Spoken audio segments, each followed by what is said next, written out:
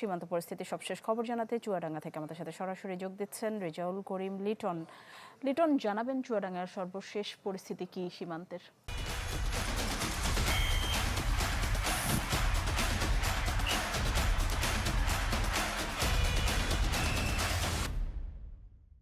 নিশি, আপনি জানেন যে গত পরশুদিন চুয়াডাঙ্গার পাশের জেলা মেহেরপুর সীমান্ত দিয়ে তারা 4 জনকে পুশিন করেছিল বিএসএফ।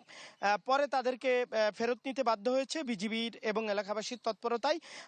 ওই দিন কিন্তু চাঁপাইনবাবগঞ্জের যে চৌকা সীমান্ত সেখানেও তারা 20 জনকে পুশিন করেছিল। তাদের সেই পুশিন তৎপরতা রুখে দিয়েছে এলাকাবাসী এবং বিজিবি।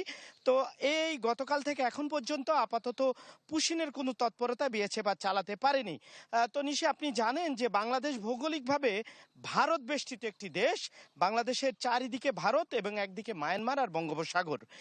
আপনি জানেন নিশি যে মায়ানমার তাদের 10 লাখ রোহিঙ্গা আরাকানের অধিবাসী ছিল, তাদেরকে পুশিন করেছে বাংলাদেশে, যেটি বাংলাদেশের জন্য বিস্ফোরা।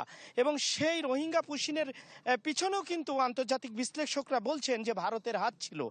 এখন এই যে পশ্চিমবঙ্গ রাজ্য, সেখানে তাদের প্রায় 10 কোটি 6 লাখ জনসংখ্যা রয়েছে, সেখানে 3.5 কোটি মুসলমান রয়েছে।